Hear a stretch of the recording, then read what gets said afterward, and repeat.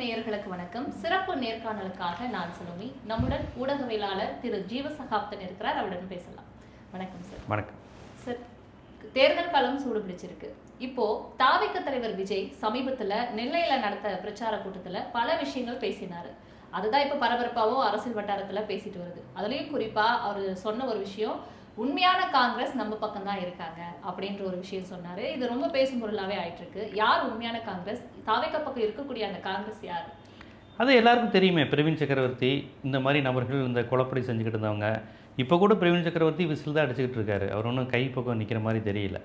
அந்த மாதிரி நபர்களை தான் அந்த முயற்சி நடைபெற்றதில்ல. இந்த பிரவீன் சக்கரவர்த்தி போன்றவர்கள்லாம் விஜய் பக்கம் போகணுங்கிற அந்த முயற்சி நடைபெற்றதெல்லாம் உண்மை தான். அதைத்தான் அவர் சொல்கிறார். உண்மையான காங்கிரஸை உடைக்கிற வேலையை அவர் பார்த்தார். அதை பெருமையாக சொல்லிக்கிறார் உண்மையான காங்கிரஸ்.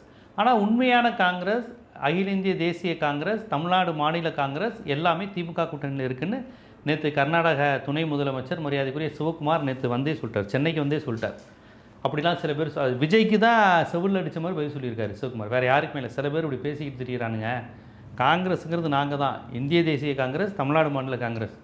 சோனியா காந்தி, ராகுல் காந்தி, சிவகுமார், சித்தராமையா, செல்வ பெருந்தக, நாங்கள் தான் காங்கிரஸ்.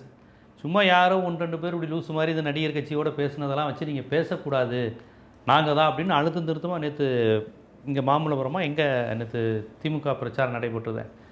செல்வ பெருந்தகை முதலமைச்சர் எல்லாரும் இருக்கும்போதே ரொம்ப வெளிப்படையாக சொல்லிட்டார். கண்டனமும் தெரிவிச்சிருந்தாங்க. ஆமாம், கண்டனமும் தெரிவித்து சொல்லிட்டார் அவர்.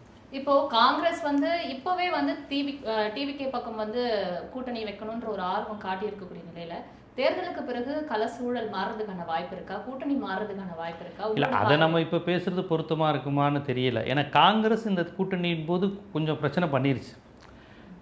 இதுவரையும் நல்லா இருந்துட்டு கடைசி நேரம் பிரச்சனை பண்ணிருச்சுங்கிறது உண்மை தான். காங்கிரஸ் கூட்டணி அது பலருக்கு வருத்தம் தான். ஆனால் இப்போ பிரச்சாரம் போகிற போக்குங்கிறது வேறு மாதிரிலாம் இருக்குது. இப்போ பிரேமலதாக்கு 10 சீட்டு கொடுத்துட்டாங்கன்னு பதறினாங்க. இன்றைக்கி பிரச்சாரத்தில் நம்பர் 1 இருக்கிறது பிரேமலதா தான். அந்த நிற்கிறது, அந்த கமையாக பேசுகிறது, கூட்டணி கட்சிகளை அரவணைச்சு பேசுகிறது. நான் இந்த கூட்டணிக்கு வந்துட்டேன், இதை நான் 200 தொகுதிக்கு மேலே வெற்றி பெற வைப்பேன், அதில் எந்த சந்தேகமும் இல்லைங்கிறதுல பிரேமலதா அந்த ஓட் பாலிடிக்ஸ், அந்த பவர் பாலிடிக்ஸ்லாம் அந்த கான்செப்டுக்குள்ளே ரொம்ப தெளிவாக பேச ஆரம்பிச்சிட்டாங்களே. பிரேமலதாவுடைய பேச்சு, பிரச்சார பாணிலாம் ஒரு தேர்தல் பிரச்சாரம் எப்படி இருக்கணுமோ அந்த வேகத்துக்கு வந்துட்டாங்களே. டக்குன்னு இறங்கி நின்று ஒவ்வொரு இடத்துக்கும் போகிறதும், கோவிலுக்கு போகிறதும் வர்றதும், எந்த கட்சி கூட்டணி, திமுக வாங்க, எந்த கூட்டணி வேட்பாளர், கம்யூனிஸ்ட் கட்சி, டக்குன்னு இறங்கி வேட்பாளர் இறங்கிட்டாங்களே.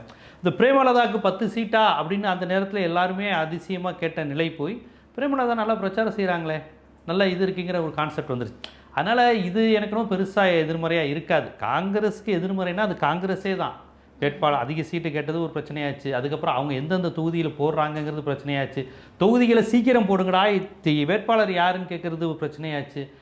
எல்லாத்துக்கும் போட்டு மேலூருக்கு மட்டும் கடைசியாக போட்டாங்க. இப்போ எல்லா பிரச்சனையும் காங்கிரஸ் தான் பண்ணுச்சு ஒழிய திமுக அந்த பிரச்சனையை பண்ணலையே, மற்ற கட்சிகள் பண்ணலையே. அது கூட இப்போ பிரச்சாரம்லாம் இப்போ சிவகுமார் வந்துட்டார், ஸ்டாலின் பக்கத்தில் நின்றுட்டார், செல்வ பெருந்தகை வந்துட்டாங்க. ராகுல் காந்தி வராதது ஒரு பின்னடைவு தான். அது இல்லை, கடந்த தேர்தலில் இருந்த பாண்டு இப்போ ஸ்டாலினோட ராகுலுக்கு இல்லை.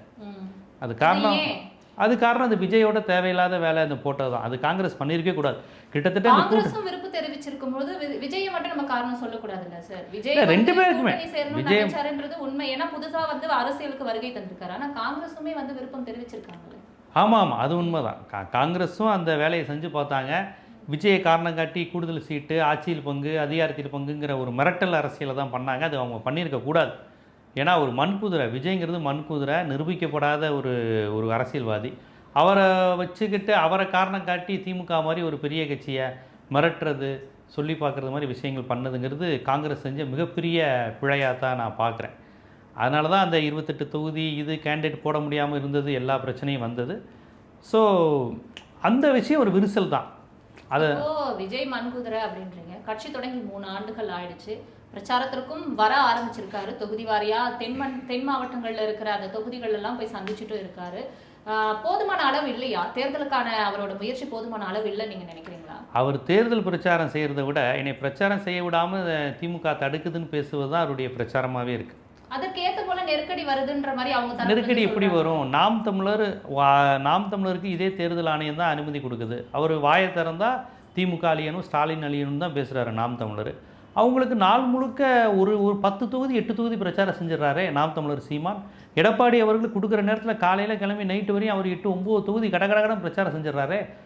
வயது என்ன, அவர் வயது என்ன, அவர் வயசுக்கு அவ்வளோ தூரம் வேகமாக பண்ணும்போது இவருக்கு என்ன பிரச்சனை பனையூர்லேருந்து கிளம்பி வர்றதுக்கு? இவர் எனக்கு ஒரு தொகுதி பத்தலை, 2 தொகுதி பத்தலை, 1 மணி நேரம் பத்தலைன்னு காரணம் தான் சொல்கிறாரு. மற்ற கட்சிகள்லாம் பம்பரமாக சொல்லிட்டு பிரச்சாரத்தை பண்ண ஆரம்பிச்சிட்டாங்க. அதனால் இவரோட இது சும்மா ஏதாவது ஒரு மிகப்பெரிய ஸ்டார் அவர் வந்து பொதுமக்கள் கிட்ட வரும் பொழுது அதிக அளவு கூட்டம் வரும். ஒரு உச்சத்திலிருந்து வந்தேன்னு அவரே சொல்லிட்டு இருக்கும் பொழுது கூட்டங்கள் அதிகமாகுது. ஸோ அவரால் வந்து மற்ற கட்சிகளை போல நெருக்கடி இல்லாமல் வந்து பிரச்சாரம் செய்ய முடியல அப்படின்னு எடுத்துக்க கூடாதா? இல்லை, அவருக்கு நெருக்கடி கிடையாதுங்க. ஏங்க அதான் சொல்கிறேன், திமுகவை எதிர்க்கிற எல்லா அது மட்டும் இல்லை, தேர்தல் ஆணையம் தான் பண்ணுறாங்க. அவங்க ஒரு செயலி கொடுத்துருக்காங்க, ஆப் கொடுத்துருக்குறாங்க. எல்லா கட்சியிலும் அதை பயன்படுத்தி பேசும்போது இவருக்கு போகிறதுக்கு என்ன? இவர் இதையே ஒரு பிரச்சாரமாக்குறாரு. இவர் விக்டிம் கார்டு ப்ளே பண்ணுறாருங்க. என்னை அடக்குறாங்க, என்னை ஒடுக்குறாங்க, நான் வலியை தாங்கி. இவருக்கு என்ன வலி வந்துச்சு? இவருக்கு என்ன? சிபிஐ வந்து நெருக்கடி கொடுத்தாங்க, கரூர் இஷ்யூ அவரா தான் கேட்டிருந்தாரு, அந்த நெருக்கடி கொடுக்குறாங்க. ஜனநாயகன் படத்தை முடக்குனாங்க, அதை கூட ஏன் மேல பழிய போட்டுட்டாங்கன்னு சொல்லியிருக்காரு. தனிப்பட்ட வாழ்க்கையை வந்து இவ்வளவு ஆண்டு காலம் இல்லாம இப்போ தேர்தலுக்கு 1 மாதத்துக்கு முன்னாடி வெளியே கொண்டு வந்திருக்குன்னு எல்லாம் நெல்லை பிரச்சார கூட்டத்துல இவ்வளவு விஷயம் சொல்லியிருக்காரு. இதுல என்னங்க இதான் நம்புற மாதிரி இருக்கா? இவருக்கும் ஒரு மனைவிக்கும் டைவர்ஸ் இஷ்யூ வந்துச்சுன்னா அதுல எதுக்கு அரசியல் வந்தது? ஜனநாயகன் இவர் கரூர் சம்பவத்தில் 41 பேர் இவர் கூட்டத்தில் இறந்ததுனால சிபிஐக்கு இவர் கேட்டு போனது. இதில் எங்கே நெருக்கடி வந்தது? ஜனநாயகன் படத்துக்கு சென்சார் போட்டு விட்டுட்டாங்க அப்படின்ற மாதிரில அவர் இவர் அந்த பழியை வந்து இவர் தான் மறுக்கணும். இப்போ இந்த கூட்டம் யாரால் கூடுது? இந்த கூட்டத்துக்கு தாமதம் வந்தது யார்?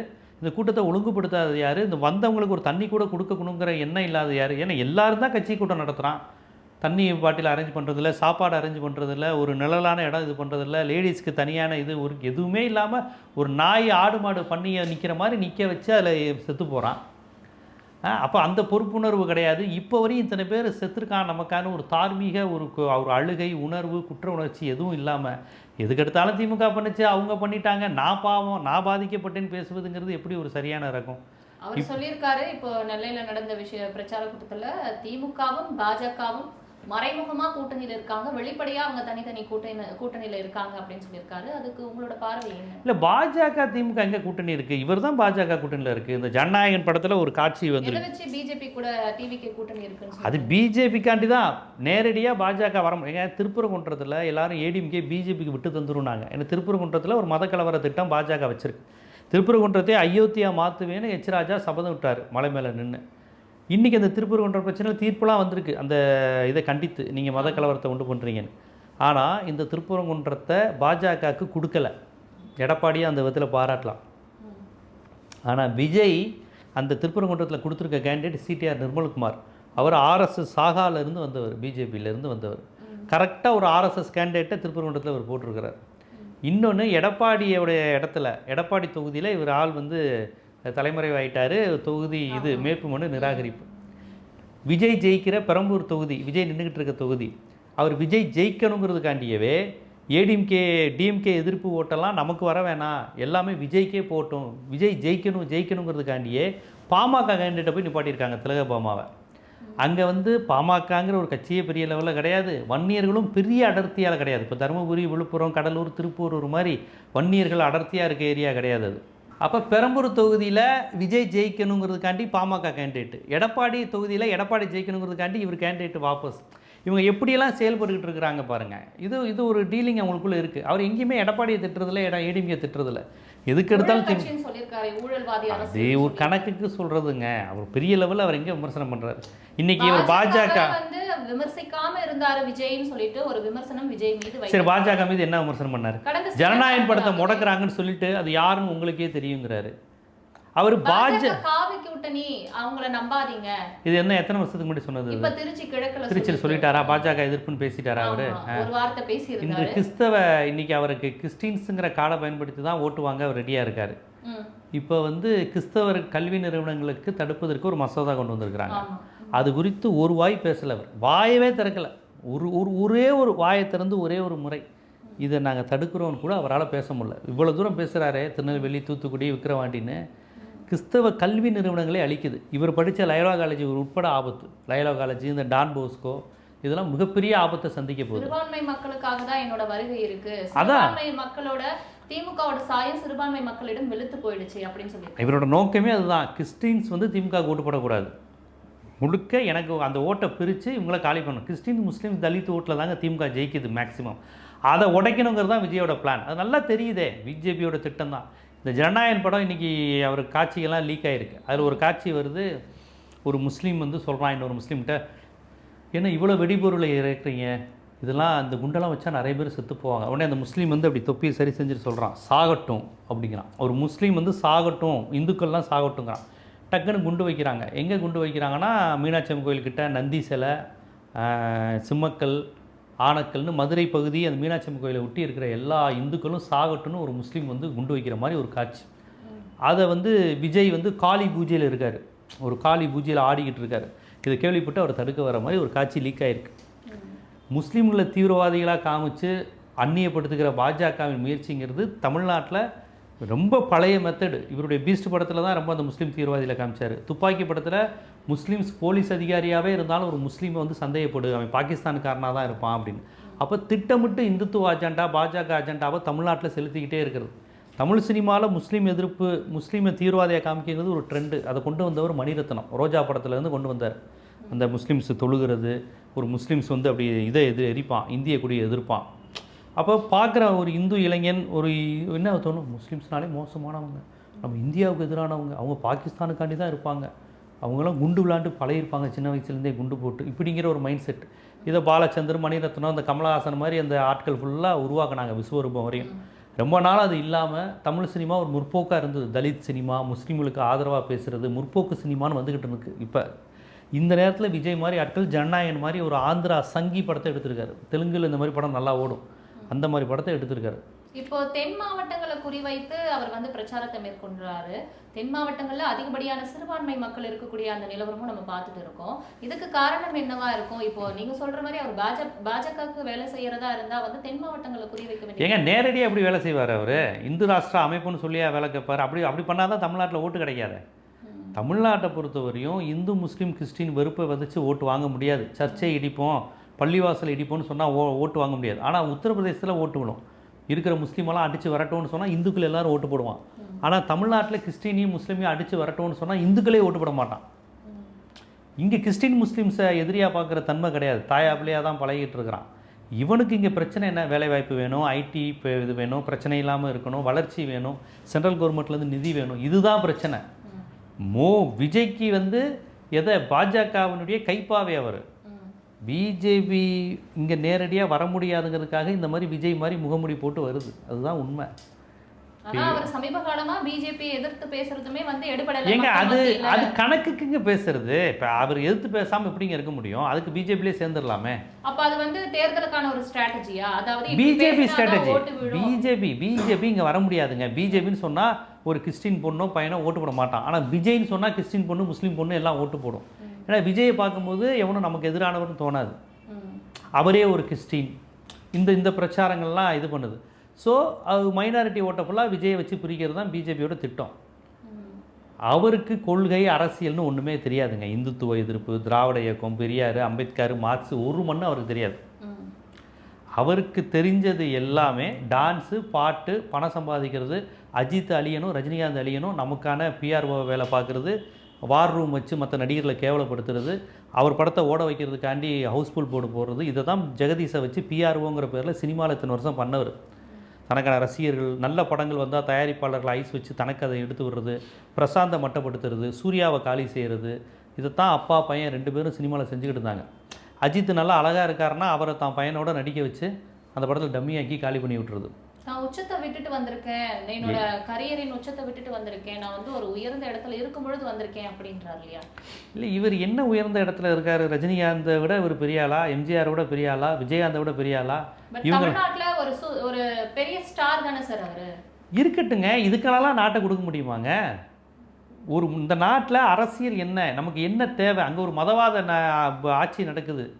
இந்தியா முழுக்க மணிப்பூரில் கிறிஸ்தவர்களை நிர்வாணப்படுத்தி அனுப்புகிறான். ஒரு இராணுவ வீரருடைய மனைவியை நிர்வாணப்படுத்தி கூட்டி வரான். போலீஸ் அவங்களுக்கு பாதுகாப்பு தருது. நடந்துச்சா இல்லையா? மணிப்பூரில் சர்ச்சுகளெல்லாம் அடித்து நொறுக்கிறான். இவர் கிறிஸ்தவர்களுக்காக குரல் கொடுக்குற ஜோசப் விஜய் ஏதாவது கொடுத்தாரா? கிறிஸ்மஸ் கொண்டாடக்கூடாதுன்னு அடிச்சிருக்கான் உத்தரப்பிரதேசம், மத்திய பிரதேசத்தில். இந்த கிறிஸ்மஸில் நம்மலாம் தமிழ்நாட்டில் இருக்கிறதுனால இங்கே பிரச்சனைனா என்னன்னே நமக்கு தெரியல. இங்கே கிறிஸ்டின் யாராவது தாக்கப்பட்டிருக்கானா தமிழ்நாட்டில்? முஸ்லீம்ஸ் யாராவது தாக்கப்பட்டிருக்காங்களா? இங்கே ஏதாவது பிரச்சனை வருதா மக்களுக்கு?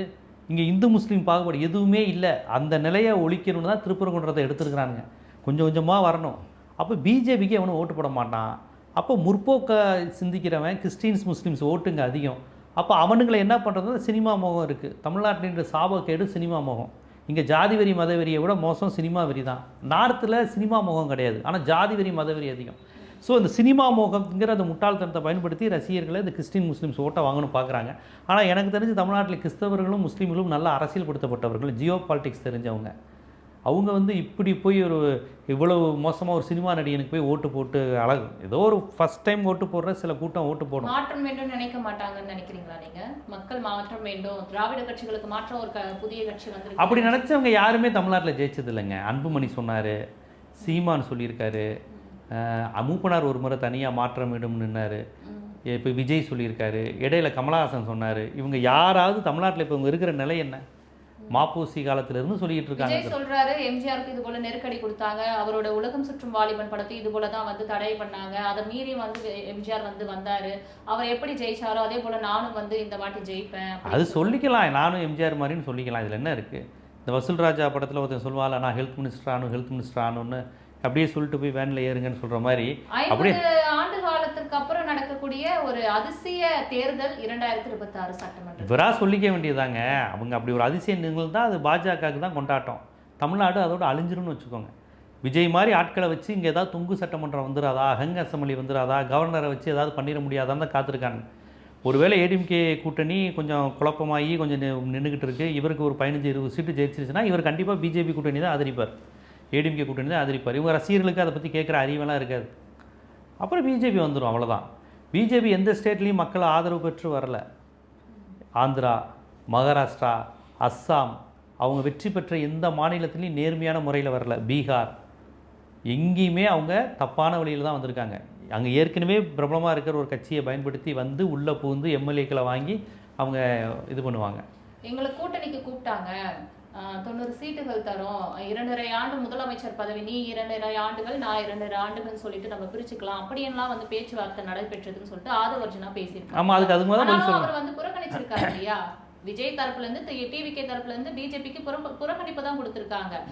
பிஜேபிக்காக அவர் இருக்காரு அப்படின்னா அவங்க வந்து கூட்டணி இணைஞ்சிருக்கலாமே. இல்லை பிஜேபி கூட்டணியில் இருந்தால் ஓட்டு விழாதுல. பிஜேபி இருந்தால் அவருக்கு எப்படி ஓட்டு விழும்? பிஜேபியில் சேர்ந்தால் தான் முஸ்லீம் கிறிஸ்டின் ஓட்டு விழாதில்ல. அதானே பிளானே, அதானே உங்களுக்கு பிளானே. தனியாக நின்று முஸ்லீம் கிறிஸ்டின் ஓட்டை வாங்கு, அது எங்களுக்கு பிஜேபிக்கு விழாது, நீ வாங்கி திமுக கூட்டணி, அதாவது நான் ஜெயிக்கணும் இல்லைனா உங்களை ஜெயிக்க விடாமல் பண்ணணும். அந்த இதுதான் உங்களுக்கு விழுகிற ஓட்டை கெடுத்து விடுறது தான் பிஜேபியோட பிளான். பிஜேபிக்கு கிறிஸ்டின் முஸ்லீம் ஓட்டு போட மாட்டான், விஜய்க்கு ஓட்டு போடுவான், அதை உடச்சி விடுறது தான் பிளான். எவ்வளோ ஓட்டு சதவீதம் வரும்னு நினைக்கிறீங்க டிவிகே தலைவர் விஜய்க்கு? எனக்கு தெரிஞ்சு உங்களுக்கு சிட்டி சைடு தான் கொஞ்சம் அந்த மீடியாக்களை பார்த்து பூதாகாரப்படுத்தி விஜய்க்கு பெரிய இது இருக்குதுன்னு நம்புகிறாங்க. கிராமத்து சைடெலாம் சுத்தமாக இல்லை, அந்த அளவுக்கு பெரிய லெவலெல்லாம் அவருக்கு பெருசாக இல்லை. விஜய் அதெல்லாம் வந்தப்போ கிராமம் பட்டி தொட்டி எல்லா இடத்துலையும் இருந்தது. அவர் கட்சி கட்டமைப்பே இல்லைங்க, அவருக்கு எதுவுமே இருக்கிற சூழல் நான் பார்க்கல. அவருக்கு கட்சி கட்டமைப்புங்கிற ஒரு கான்செப்டே அவருக்கு கிடையாது. வேட்பாளர் இவரை பார்க்க ஓடி வரான், கேண்டிடேட் பேரை கூட அவர் விஜய் சொல்ல மாட்டேங்கிறாரு. இவர் வந்து ஒரு பெரிய பண்ணையாராக இருக்காருங்க. இப்போ நான் நிற்கிறீங்க, இப்போ நீங்கள் உங்கள் அந்த கட்சி சார்பாக நிற்கிறீங்கன்னா வேட்பாளர் சலோமி அவர்களுக்கு வாக்களிப்பீர்னு சொல்லணும்ல. நான் அப்படி வந்துட்டு என்னென்னமோ பேசிட்டு இப்படி கிளம்பிடுறேன். யாரா கேண்டிடேட்டு, என்ன தொகுதி, அவர் சொல்லவே மாட்டேங்கிறாரு. ஏன்னா அந்த பேரை சொல்ல விரும்பலை. கேண்டிடேட்டை பக்கத்தில் நிறுத்த மாட்டேங்கிறாரு, பக்கத்தில் வச்சுக்க மாட்டேங்கிறாரு. ஜெயலலிதா, கலைஞர், ராமதாஸ்லாம் கேண்டிடேட்டை நிப்பாட்டி கையை பிடிச்சி தூக்கி இவர் தான் உங்கள் வீட்டு பிள்ளை வாக்களிங்க நானே நிற்கிற மாதிரி சொல்லணுமா இல்லையா? அதெல்லாம் ஏன் சொல்ல மாட்டேங்கிறார்? அதெல்லாம் அவருடைய பணக்காரத்தனத்தை காமிக்குது.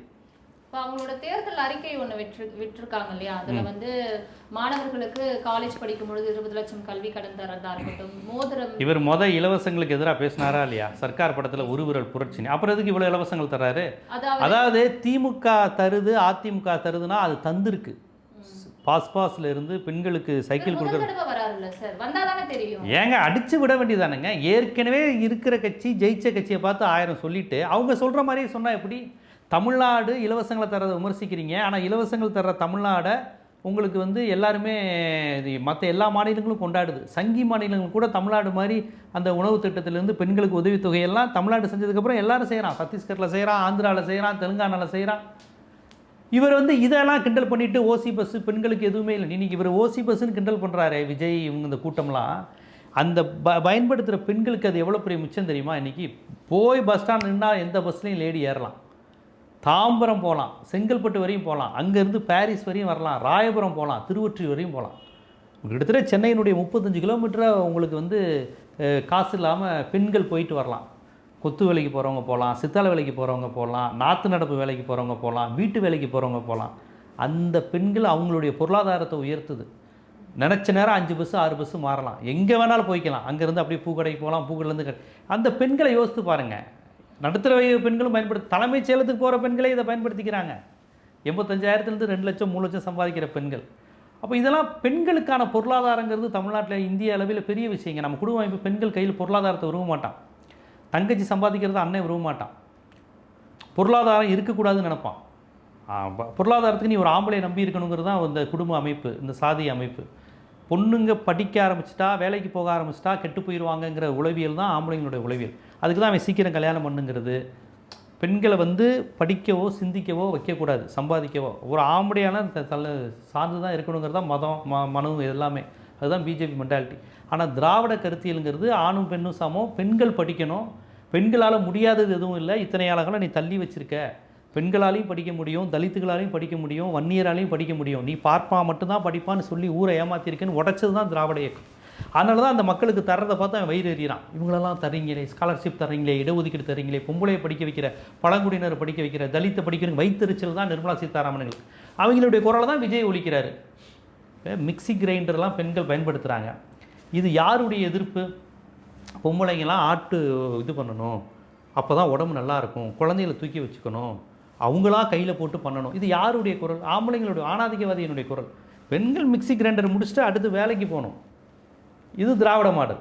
பொம்பளையே வீட்டுக்குள்ளேயே வச்சுருக்குன்னு நினைக்கிறவன் சொல்கிறது, எதுக்கு மிக்சி கிரைண்டரு, நீ தான் இருக்கேல வேலை பாரு, அப்போ தான் உடம்புக்கு நல்லது. இதெல்லாம் யாருடைய குரல்? பழமைவாதிகளுடைய குரல். இதை உடச்சி தான் மிக்சி கிரைண்டர் கொடுக்கறது, டிவி கொடுக்கறது, லேப்டாப் கொடுக்கறது. இதெல்லாம் அவங்களே வாங்கிக்க மாட்டேங்கன்னா வாங்க முடியாதவங்களும் இருக்கிறாங்க. ஸோ இதை எதிர்த்து தான் விஜய் குரல் கொடுத்தாரு சர்க்கார் படத்தில், மிக்சி கிரைண்டரை போட்டு உடனே. ஆனால் இவர் டேக்ஸ் கட்டாமல் நல்லா பணம் சம்பாதிச்சுக்குவார், ஏழைங்களுக்கு கிடைக்கிற இலவய திட்டங்களை அடிச்சுன்னு இருக்கிறார். இவர் முழுக்க ஒரு சங்கி மாடல், வலதுசாரி மாடல், கார்ப்பரேட்டின் செல்லப்பிள்ளை, சொகுசு வாழ்க்கை. இவர் வந்து எப்படி மக்களையும் எளிய மக்களையும் இல்லாதவர்களையும் பெண்களையும் ஒடுக்கப்பட்டவர்களுக்கான மீட்பராகவும் தலைவராகவும் இருக்க தகுதி, அடிப்படை மனிதத்தன்மையே இல்லாத இவர் எப்படி இருப்பார்? ஸோ சங்கிகளுக்கு கிடைச்ச சூப்பரான விளம்பர மாடல் தான் விஜய். இலவசங்கள் திட்டங்கள் ஒரு பக்கம் இருக்கட்டும், மதுவிலக்கு, பூரண மதுவிலக்கு அமல்படுத்தப்படும் டிவிக்கே ஆட்சிக்கு வந்தா அப்படின்னு சொல்லியிருக்காரு இல்லையா? உங்களோட பதில்? மது விலக்குங்கிறதுலாம் எனக்கு உடன்பாடே கிடையாது. இதுவரை மதுவே இல்லாத ஒரு உலகத்தில் ஒரு இடம் காமிங்க நீங்கள். மது விலக்குங்கிறத கேள்வி இதுவரையும் ஆட்சி செஞ்ச திராவிட கட்சிகளுமே பூரண மது விலக்கு வந்து, அதை தான் சொல்கிறேன். மது விலக்கு யார் பண்ணியிருக்கா? மது விலக்குங்கிறதே ஒரு அபத்தமான கோரிக்கைங்க. மது விலக்கெல்லாம் பண்ண முடியாதுங்க. பள்ளிக்கூடங்கள், கோவில் பக்கத்தில் ஒன் ஷாப் கடை இருக்காதுன்னு சொல்லாதீங்க. இது ஒரு தனி சப்ஜெக்ட், பெருசாக பேசணும். எனக்கு இந்த மது விலக்கெல்லாம் உடன்பாடே கிடையாது. மது குடிக்கக்கூடாதுன்னு சொல்லி நம்ம குழந்தைகிட்ட வளர்க்கலாமே ஒழிய மதுவை கட்டுப்படுத்துவதெல்லாம் ஒரு அரசாங்கத்தோட வேலையெல்லாம் கிடையாது. அரசாங்கம் ஸ்கூல் கட்டணும், காலேஜ் கட்டணும், இதுதான் பண்ணணும். மது விலக்குங்கிறதெல்லாம் ஒரு அஜெண்டா செய்து, இது எல்லாமே ஆர்எஸ்எஸ் சங்கிகளுடைய மனநிலை. ஆனால் அவங்களும் பண்ண மாட்டாங்க. இந்தியா முழுக்க எங்கேயுமே மது விலக்கு கிடையாது. திமுக தரப்புல இருந்தும் அது திமுக தான் கேட்கணும். அது நீங்கள் திமுக தான் கேட்கணும். எனக்கு மது விலக்குங்கிறது எம்ஜிஆராலையும் முடியலை, கலைஞராலையும் முடியலை, ஜெயலலிதாவாலையும் முடியலை, எடப்பாடியில் யாராலையும் முடியாது, சாத்தியமில்லாத விஷயம். பிள்ளைங்களை படிக்க வைக்கிறது தான் நமக்கு தேவையை ஒழிய ஒயின் ஷாப் இல்லாமல் பண்ணுறோம் இதுங்கிறதெல்லாம் இது உட்டோப்பியன் வேர்ல்டு. இதெல்லாம் இந்த ஊழலற்ற இந்த மாதிரி இந்த நித்யானந்தா கைலாசா தீவில் பேசுகிற மாதிரி தான். எனக்கு இதிலலாம் உடன்பாடு கிடையாது. திமுக காரங்களுடைய கருத்து என்ன நீங்கள் அவங்கள்ட்ட கேட்டுக்கோங்க. அது எனக்கு தெரிஞ்சு மக்களுக்கு பெண்களை படிக்க வைக்கிறது, அடுத்த கட்டத்துக்கு நகர்த்துவது போன்ற விஷயங்கள் தான் நமக்கு இதாக இருக்கும். அதான் சரியா. யாருக்கு போட்டி? டிவிக்கே போட்டியில் எந்த அளவுக்கு இருக்கு உங்களோட பார்வை? டிவிக்கே நாம் தமிழருக்கு போட்டி. யார் 3வது இடம் வரப்போறா அப்படிங்கிறதுல 2 பேருக்கும் கடுமையான போட்டி இருக்கு. கண்டிப்பாக தமிழ்நாடு முழுக்க திமுக அதிமுக தான் களத்தில் இருக்குது. நீங்கள் வேட்பாளர்களை பார்த்தீங்கனாலே தெரியும். டிஎம்கேக்கும் டிவிகேக்கும் போட்டின்னு அவர் தொடர்ந்து வலியுறுத்திட்டு வர்றது, அப்போ அது பாசிபிள் கிடையாது தமிழ்நாட்டில். திமுக வர்சஸ் டிவிக்கு சிரிச்சிருவாங்க. போட்டி திமுகக்கும் அதிமுகக்கும் தான்.